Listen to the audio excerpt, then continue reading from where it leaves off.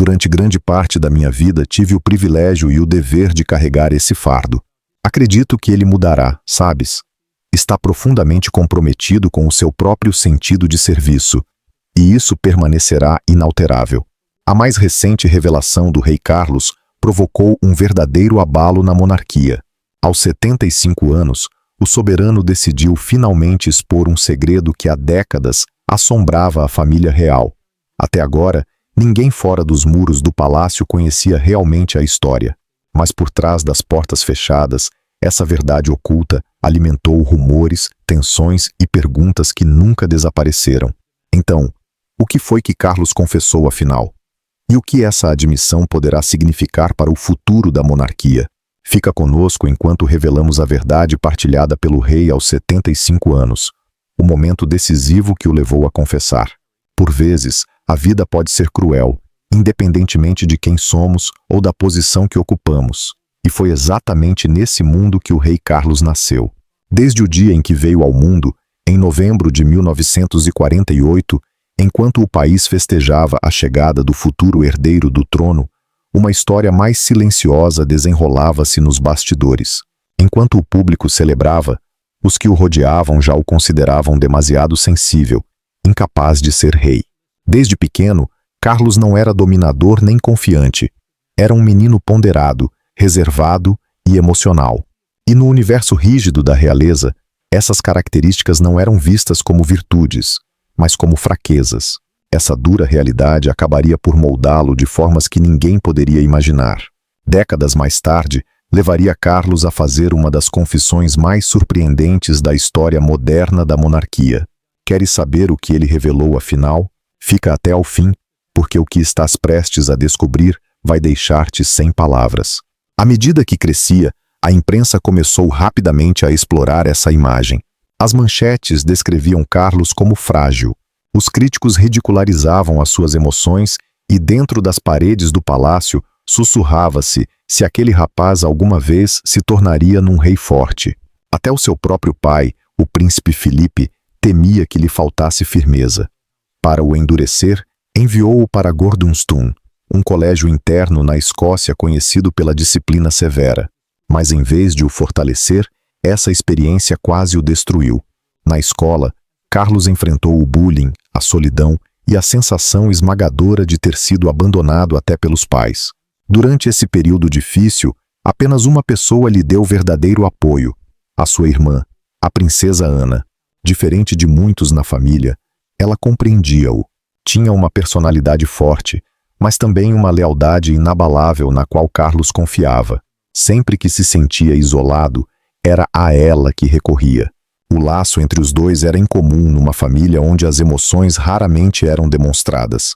Na presença de Ana, ele encontrava riso, consolo e a certeza de que não estava completamente sozinho. Essa ligação salvou-o de anos que poderiam tê-lo destruído. E aqui está a ironia. A mesma sensibilidade que o tornara alvo de chacota acabaria por se transformar na sua maior força. A qualidade que o distinguiria das gerações de monarcas anteriores. Enquanto outros viam fraqueza, Carlos aprendia em silêncio algo valioso: a suportar a dor sem perder a compaixão e a carregar as cicatrizes sem se tornar amargo. Contudo, antes que essa transformação se concretizasse, as dúvidas sobre ele continuaram a persegui-lo. Na idade adulta, muitos críticos estavam convencidos de que o rei Carlos jamais seria capaz de lidar com as exigências do serviço militar. No entanto, quando decidiu juntar-se à Força Aérea Real e à Marinha Real Britânica, surpreendeu a todos. A sua dedicação e disciplina foram notáveis. Encarou o treino com determinação, esforçando-se mais do que qualquer um esperava. Aquilo que muitos julgavam que revelaria a sua fragilidade acabou por expor a sua verdadeira força. Carlos destacou-se, ganhando o respeito dos instrutores e dos colegas cadetes. Um dos momentos de que mais se orgulha nas Forças Armadas foi quando foi reconhecido como um dos melhores da sua turma. Uma prova de que o príncipe sensível tinha, afinal, muito mais aço do que alguém imaginara. Mas apesar dos êxitos, as suas lutas pessoais nunca ficaram muito longe. A falta de afeto e calor familiar na infância deixou marcas profundas que moldaram toda a sua vida adulta. Carlos ansiava por amor e compreensão, muitas vezes mais do que por títulos, deveres ou privilégios. Essa busca constante por carinho tornar-se-ia tanto o seu maior desejo quanto a sua maior dor. O casamento com Diana começou como um conto de fadas aos olhos do mundo inteiro. Porém, a realidade era muito mais complexa. Eram duas pessoas muito diferentes, com visões e necessidades distintas, e com o tempo, o abismo entre eles foi crescendo. Entretanto, o laço entre Carlos e Camila nunca se quebrou. Conheceram-se no início da década de 1970, apresentados por amigos em comum durante um jogo de polo. Desde o primeiro encontro, houve entre eles uma cumplicidade natural que Carlos raramente experimentava. Camila ria-se das suas piadas, desafiava-o nas conversas e fazia-o sentir-se verdadeiramente compreendido, algo raro na sua vida. Contudo, o destino não jogava a seu favor. As expectativas da coroa, a pressão da família e o casamento de Camila com Andrew Parker Bowles afastaram-nos. Mesmo depois de Carlos casar com Diana, o vínculo com Camila nunca desapareceu por completo. Permaneceu em silêncio, discreto, mas inquebrável, até que se tornou impossível de esconder. O que começou como rumores sussurrados transformou-se em escândalos de primeira página. Depois veio o infame Tampon Gate, no início da década de 1990, quando uma conversa telefônica privada entre Carlos e Camila foi divulgada à imprensa. O diálogo íntimo chocou o país, não apenas por revelar a profundidade da relação entre ambos, mas porque expôs o futuro rei sob uma luz nada favorável. De um dia para o outro, Carlos tornou-se alvo de chacota pública, ridicularizado sem piedade e rotulado de inapto para governar. Os ataques da imprensa foram impiedosos. O seu casamento com Diana desmoronou sob o peso da exposição mediática e a imagem do príncipe atingiu o ponto mais baixo. Porém, por trás das manchetes e da humilhação, a verdade era tristemente simples. Ele continuava a ser aquele rapaz solitário de infância, carente de afeto, que procurava desesperadamente um amor verdadeiro. E Camila, com todas as suas imperfeições, parecia ser a única que o via exatamente como ele era. Apesar de toda a controvérsia, foi Camila quem lhe deu a compreensão e o calor humano que ele sempre procurara. Mas essa não é toda a história. Mesmo enfrentando tropeços na vida pessoal, Carlos nunca abandonou as suas convicções mais profundas. Muito antes de os temas ambientais se tornarem parte do debate público, ele já alertava para as alterações climáticas, a conservação da natureza e os perigos da agricultura industrial. Ainda nos anos 1970 e 1980, quando quase ninguém lhe prestava atenção, o então príncipe apelava ao mundo para repensar a forma como tratava o planeta. Falava sobre a importância da saúde do solo, da energia renovável e da proteção das florestas. Ideias que, na época, muitos descartavam como extravagantes ou fora da realidade. Foi alvo de piadas e sátiras constantes. Riram-se dele por conversar com as plantas, zombaram por apoiar a agricultura biológica e ridicularizaram-no por se preocupar com causas que poucos líderes sequer mencionavam. Mesmo assim, Carlos manteve-se firme, convencido de que essas causas realmente importavam. Em 1976, fundou o Prince's Trust, uma instituição criada para ajudar jovens a desenvolver competências, ganhar confiança e encontrar oportunidades de futuro. Nas décadas seguintes, criou também a Prince's Foundation e a Dushi Originals, uma marca dedicada a promover produtos orgânicos e sustentáveis. Para ele, nada disso era passatempo. Era o propósito da sua vida. Com o tempo, o mundo começou a mudar. À medida que a crise climática se tornava impossível de ignorar, as ideias outrora ridicularizadas de Carlos começaram a parecer visionárias. O homem que fora chamado de demasiado sensível revelou-se, afinal, um visionário à frente do seu tempo. Foi aí que aquela sensibilidade, tantas vezes interpretada como fraqueza, provou o seu verdadeiro valor. Foi ela que lhe deu a capacidade de se importar com temas que outros ignoravam, de ouvir as pessoas esquecidas e de usar a sua posição para servir causas maiores do que ele próprio. Aquilo que tornou a sua infância tão dolorosa acabou por se transformar na fonte das suas maiores conquistas. Agora, aos 75 anos, depois de uma vida marcada por desafios e pela busca da redenção, o rei Carlos parece ter entrado numa nova fase. Uma fase de introspeção profunda. Desde que o diagnóstico de cancro se tornou público, cada gesto seu passou a carregar um peso diferente, como se ele próprio sentisse que o tempo já não é um luxo que pode desperdiçar. O primeiro sinal dessa mudança surgiu com o anúncio do seu chamado último desejo, um pedido simples mas comovente que chamou a atenção tanto do público como dos membros do palácio. Foi um lembrete silencioso, porém poderoso, de que o rei talvez não tenha tanto tempo quanto imaginava. Com essa consciência, muitos acreditam que Carlos entrou num período de reflexão e reconciliação. Tenta corrigir erros do passado, curar feridas antigas e deixar uma herança que reflita verdadeiramente quem ele é. Não apenas como monarca, mas como homem.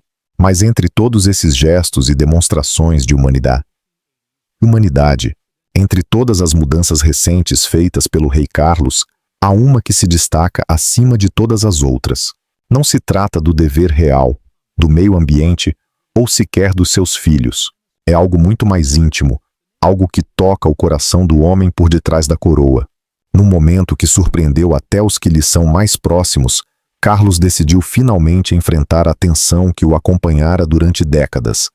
A relação mais complexa e dolorosa da sua vida, a que teve com a princesa Diana. E o que ele disse não foi apenas inesperado. Foi uma revelação que deixou o mundo inteiro sem palavras. Fica conosco enquanto desvendamos a confissão que o rei Carlos fez e o motivo pelo qual essa verdade abalou profundamente a opinião pública. A confissão do rei Carlos, a linha do tempo da relação com Diana. À primeira vista, a história de Carlos e Diana parecia saída de um conto de fadas. A tímida professora de jardim de infância que conquistara o coração do futuro rei, o casamento deslumbrante transmitido para quase 1.000 milhões de pessoas, a imagem perfeita de um casal destinado à eternidade. Mas por baixo dessa superfície reluzente, escondia-se uma realidade muito mais sombria. Desde o início, a relação entre eles foi envolta em incertezas e sombras, segredos que o palácio tentou desesperadamente manter longe do olhar público.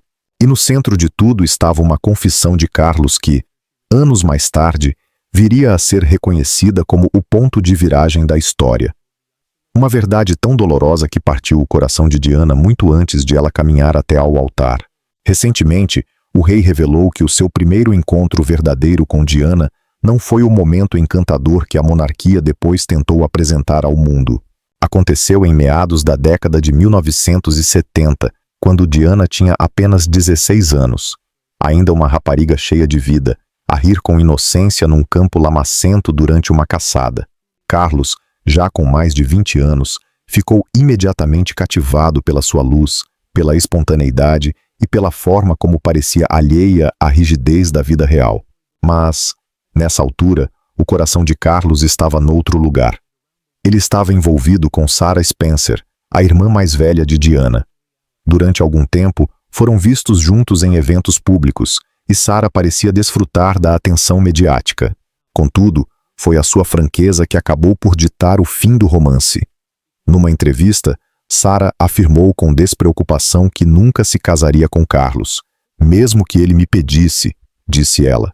A declaração chocou a todos e, na prática, encerrou o relacionamento. O que Sarah não imaginava era que, ao afastar-se, estava a abrir caminho para a irmã mais nova. Diana, que sempre nutrira uma admiração silenciosa por Carlos, começou a aproximar-se dele de forma natural. Com o passar dos anos, cruzaram-se cada vez mais frequentemente, em eventos familiares, caçadas, recepções e encontros ocasionais. Na mansão dos Spencer, entre risos e conversas simples, Diana conseguiu algo que poucos tinham alcançado: ligar-se a ele verdadeiramente. Ela ouvia-o com atenção, ria-se das suas observações e oferecia-lhe algo que Carlos sempre procurara e raramente encontrava: a sensação de ser compreendido. Para um homem frequentemente acusado de ser demasiado sensível, tímido ou emocional, a ternura de Diana era desconcertante. Havia nela uma luz, uma empatia que o desarmava completamente. Na presença de Diana, Carlos deixava de ser o príncipe sensível de que os tabloides zombavam. Ao lado dela, ele era simplesmente um homem, aceito pelo que realmente era. Mas mesmo nessa fase inicial, havia outra figura silenciosa, mais determinante, a moldar a história. Camila Parker Bowles. Carlos mantinha uma relação próxima com Camila havia anos.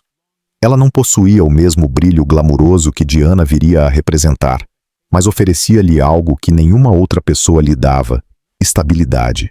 Em várias ocasiões, o rei confessou que, com Camila, podia ser ele próprio, rir até doer o estômago, desabafar sobre as pressões do seu papel como herdeiro do trono e falar de temas que jamais ousaria abordar com outros. Como o próprio já admitiu em mais de uma ocasião, acredita que o laço com Camila teria sobrevivido se não fosse o casamento dela com Andrew Parker Bowles e a desaprovação implacável do círculo real. Ainda assim, independentemente do que acontecesse na vida pública de Carlos, Camila manteve-se presente, discreta mas constante, uma sombra de ternura à margem da coroa. Contudo, no final da década de 1970, a pressão tornou-se insuportável. Aos 30 anos, Carlos era o solteiro mais cobiçado do Reino Unido, e todo o país esperava vê-lo finalmente casar. Foi então que Diana Spencer entrou verdadeiramente em cena.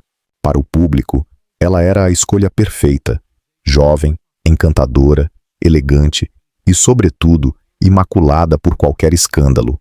Para o palácio, era a noiva ideal, e para Carlos, representava uma mistura confusa de dever, alívio e expectativa. A parte mais dolorosa da história estava prestes a começar. O namoro dos dois foi surpreendentemente curto. Apenas 13 encontros em 6 meses, antes de Carlos lhe pedir em casamento. Diana aceitou sem hesitar, convencida de que estava a conquistar não apenas o amor de um homem, mas também o seu lugar na história. Sonhava com um casamento cheio de afeto, com ser amada, valorizada e, finalmente, encontrar o reconhecimento que sempre lhe faltara durante a infância, marcada pela solidão. Mas as fissuras começaram a surgir muito antes de o vestido de noiva estar sequer pronto. Diana descobriu algo que a feriu profundamente. Um segredo escondido, envolto em prata e tristeza. Entre os pertences de Carlos, encontrou uma pulseira que ele mandara fazer. Não para ela, mas para Camila. Gravadas na peça estavam as alcunhas íntimas do casal, Fred e Gladys, um símbolo discreto de um amor que nunca tinha morrido. Para uma noiva de 20 anos, prestes a casar com o herdeiro do trono, aquela descoberta foi devastadora. Diana confrontou Carlos, à procura de explicações, talvez de uma palavra de consolo, mas o que recebeu foi frieza. Ele desvalorizou o gesto, dizendo que era apenas uma lembrança para uma velha amiga, nada de que valesse a pena preocupar-se. Os conselheiros e membros da família repetiram o mesmo discurso. Todas as noivas ficam nervosas antes do casamento, diziam-lhe. É normal ter dúvidas. Depois do casamento, tudo se resolverá. Camila desaparecerá da sua vida. Mas no fundo, Diana sabia a verdade. Aquela pulseira não era uma recordação inofensiva. Era um lembrete cruel de que outra mulher já possuía parte do coração do homem com quem ela estava prestes a casar. Então chegou a véspera do casamento, a noite em que o sonho de princesa se transformou num pesadelo. Enquanto o mundo se preparava para assistir ao conto de fadas, Diana estava sozinha no seu quarto, envolta num silêncio que gritava mais alto do que os sinos da coroação. Foi o momento em que o conto de fadas começou a desmoronar antes mesmo de começar. Naquela noite, Diana chorou até a exaustão, sentada sozinha, envolta num silêncio pesado e cruel. Lá fora, os sinos de Londres anunciavam a chegada do casamento do século. Mas dentro das paredes frias do palácio, a noiva mais observada do mundo vivia o início de uma tragédia. Carlos, talvez movido pela culpa, talvez pelo pânico, confessou aquilo que ela mais temia ouvir, que não a amava. Pelo menos, não da forma que ela o amava. Disse-lhe, com a frieza de quem tenta justificar o inevitável, que o seu coração pertencia a outra mulher, e que o casamento não era um ato de paixão, mas de dever. Os amigos de Diana mais tarde recordariam como ela ficou arrasada, despedaçada incapaz de compreender como alguém podia prometer amor eterno num altar quando, na véspera, admitia não o sentir. Agora imagine, ter apenas 20 anos, estar prestes a caminhar até ao altar diante de centenas de milhares de pessoas e quase 1 bilhão de telespectadores, e ouvir o homem que vai casar consigo dizer-lhe que o amor dele está noutra parte. Diana quis fugir, quis cancelar tudo, quis desaparecer, mas era tarde demais. Os convites já tinham sido enviados, os líderes mundiais já estavam a caminho. O olhar do planeta estava preso à Catedral de São Paulo, onde o mundo inteiro esperava ver um conto de fadas ganhar vida. A jovem percebeu com uma lucidez cruel que não tinha escolha. O dever real transformara-se numa gaiola dourada, e o destino já estava selado. 29 de julho de 1981. O dia do casamento. 750 milhões de pessoas em todo o mundo sintonizaram para assistir ao que acreditavam ser o início de uma história de amor eterna. As ruas de Londres estavam repletas de multidões em delírio. As câmaras captavam cada gesto, cada sorriso. Por fora, era um espetáculo de perfeição. O vestido de Diana, o brilho das tiaras, os cavalos brancos, o esplendor de uma monarquia que se mostrava invencível. Mas se olhássemos com atenção, as fendas já estavam lá. Diana surpreendeu a todos ao recusar-se a incluir na promessa matrimonial a palavra obedecer. Um gesto subtil, mas profundamente simbólico, que revelava a sua inquietação. Carlos, por outro lado, tropeçou nas suas próprias palavras, trocando os votos e dizendo "thy goods", em vez de "my worldly goods". Um deslize que muitos interpretaram como sinal de hesitação. Um eco nervoso de alguém que não queria estar ali. Mesmo o famoso beijo na varanda, imortalizado em fotografias como o auge do romance, foi constrangedor e frio. Diana inclinou-se à procura de afeto. Carlos recuou ligeiramente, mantendo a distância. As câmaras captaram aquele instante, e nos olhos dela havia algo que o mundo não quis ver. Tristeza. Atrás do sorriso ensaiado, vivia uma jovem com o coração partido. Durante a recepção, Diana tentou uma última vez quebrar o gelo, afastada das câmaras e da formalidade, na esperança de que o homem por trás do título lhe mostrasse um mínimo de ternura. Mas Carlos permaneceu ausente, o olhar distante, a mente perdida a algures que não junto dela. E foi aí que Diana compreendeu a verdade que a acompanharia pelo resto da vida. Aquele casamento não era de amor, mas de obrigação. Naquela noite, a tão aguardada noite de núpcias real, o conto de fadas transformou-se definitivamente em tragédia. Enquanto o mundo brindava ao amor, dentro do quarto real reinava o silêncio. Diana, ansiosa, sonhava com um momento de intimidade, com um gesto de carinho, com uma promessa de recomeço, mas encontrou apenas frieza e distância. Carlos estava presente em corpo, mas o seu coração continuava preso a Camila. Mais tarde, Diana confessaria a amigos próximos que naquela noite sentiu o vazio absoluto. Não havia paixão, não havia ternura, apenas a certeza de que se tinha entregado a um homem que nunca seria verdadeiramente seu. Enquanto o mundo aclamava a união de um príncipe e da sua amada, atrás das muralhas do palácio, nascia uma das mais dolorosas histórias da monarquia britânica. Aos 20 anos, Diana não recebia uma coroa de ouro, mas sim uma coroa de espinhos. E Carlos, dividido entre o dever e o desejo, acabava de condenar ambos a uma vida de aparências, escândalos e solidão. A confissão que fizera na véspera do casamento, a de que nunca a poderia amar como ela merecia, foi o fósforo que acendeu o fogo de uma tragédia que o mundo levaria décadas a compreender. O conto de fadas terminou antes mesmo de começar, e a partir desse dia, Diana passou a carregar o peso de um casamento construído não sobre o amor, mas sobre o sacrifício, o segredo e a traição. Mas isso foi apenas o início, porque o pior ainda estava por vir. O arrependimento de Carlos e a morte de Diana, enquanto o casamento desabava em silêncio, muito antes de o mundo o perceber, Diana tornava-se um ícone global. Desde o momento em que caminhou pelo corredor da Catedral de São Paulo, envolta naquele vestido de marfim com uma cauda interminável, o planeta inteiro ficou rendido. Ela parecia a princesa perfeita, bela, elegante, pura, luminosa. As revistas exibiam o seu rosto em todas as capas. As multidões gritavam o seu nome e por todo o lado parecia haver amor e devoção. Mas por trás das cortinas do palácio, a realidade era muito diferente. A lua de mel, que deveria ser um tempo de intimidade e descoberta, foi gelada. Enquanto navegavam pelo Mediterrâneo, Carlos passava horas a ler, a desenhar ou a mergulhar nos seus pensamentos. Pensamentos que muitas vezes tinham nome e rosto. Camila. Diana, por sua vez, sentia-se invisível, rejeitada, uma figura decorativa ao lado de um homem ausente. O mundo começou a perceber as fissuras durante a sua primeira entrevista conjunta.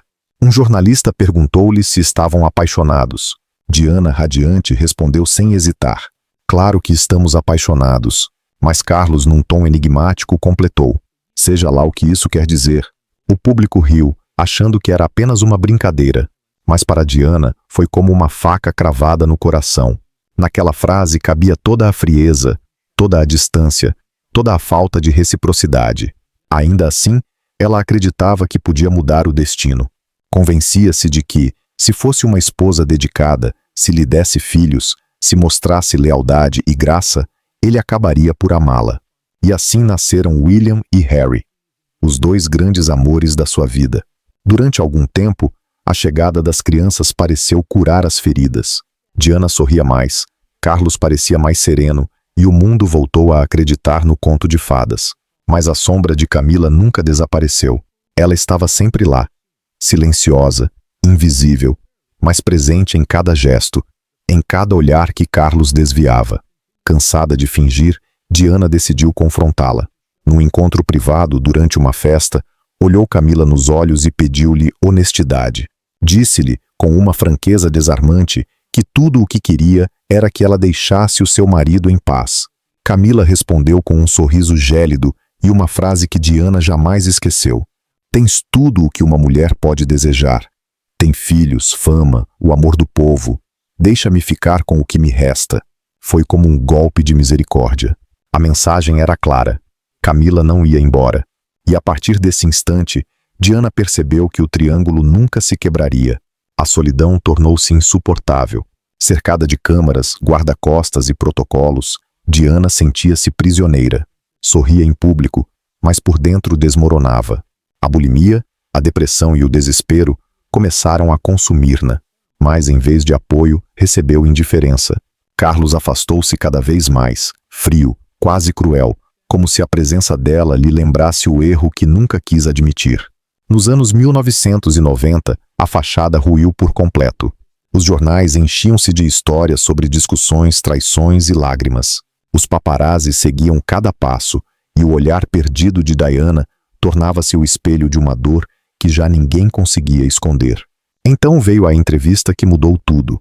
Questionado sobre as infidelidades, Carlos confirmou aquilo que todos suspeitavam.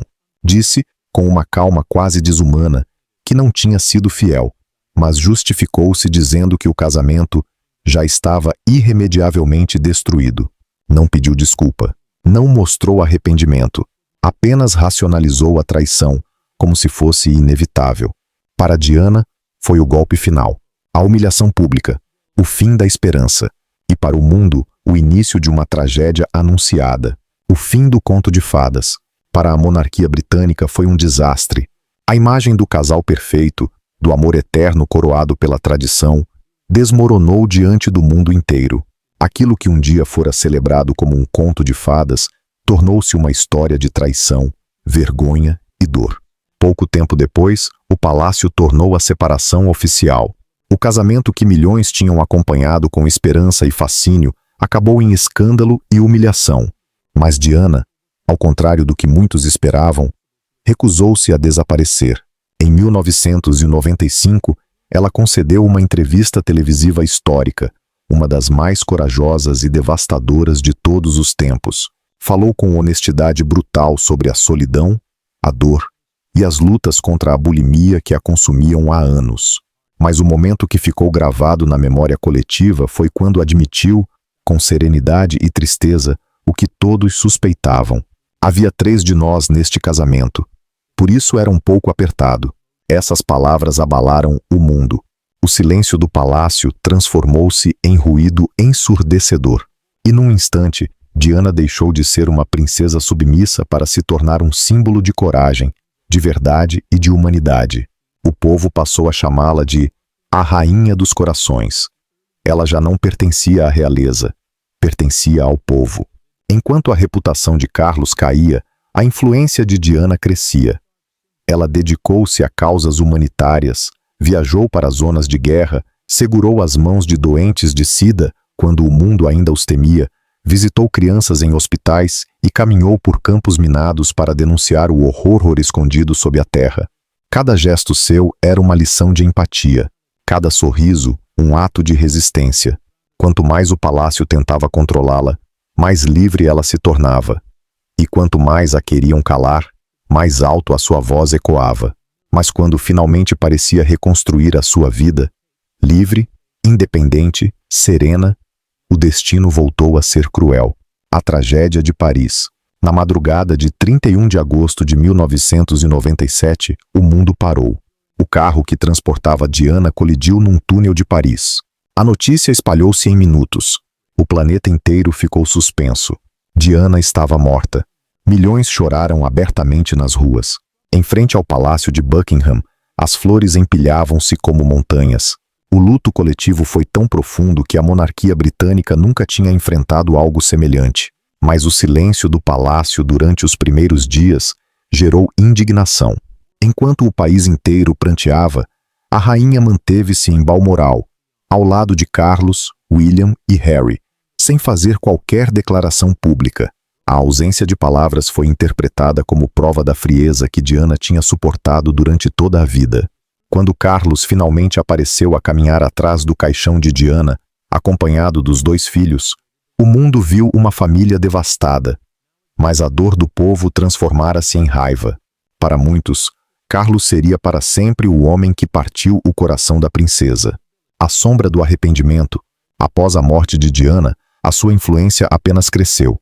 Tornou-se um ícone global de bondade, uma figura eterna, um símbolo de empatia e humanidade. O seu sorriso passou a ser lembrado não apenas como o de uma princesa, mas como o de uma mulher que ousou ser livre num mundo que a queria submissa. Carlos, por outro lado, ficou condenado à sombra da culpa. Cada passo que dava com Camila era comparado com a memória de Diana. Cada manchete, cada gesto público, cada discurso reacendia a lembrança da mulher que o mundo tinha amado e que ele, talvez, não soubera compreender. Fontes próximas do rei afirmam que, com o passar dos anos, Carlos tem vivido atormentado pelo arrependimento. Olha para o passado com tristeza, desejando ter agido de outra forma, desejando não ter colocado o dever acima do amor. Admite que foi demasiado orgulhoso, demasiado preso ao protocolo, demasiado cego para ver a pureza da mulher que tinha ao seu lado. Nos seus momentos de maior honestidade, dizem que confessa o peso da culpa, que falhou com Diana, que a feriu, que a deixou enfrentar o mundo sozinha. A sua maior confissão, afinal, não é sobre política, nem sobre escândalos. É a admissão silenciosa de que destruiu o coração da mulher que o mundo inteiro venerava. Hoje, aos 75 anos, enquanto luta contra a doença e reflete sobre a vida, Carlos parece procurar redenção, não através de discursos ou cerimônias, mas através da humildade, porque no fundo, ele sabe que, entre o dever e o amor, foi mais cruel para Diana do que o destino jamais foi para ele. E é essa verdade, a mais humana, a mais dolorosa, que o acompanhará até ao fim dos seus dias.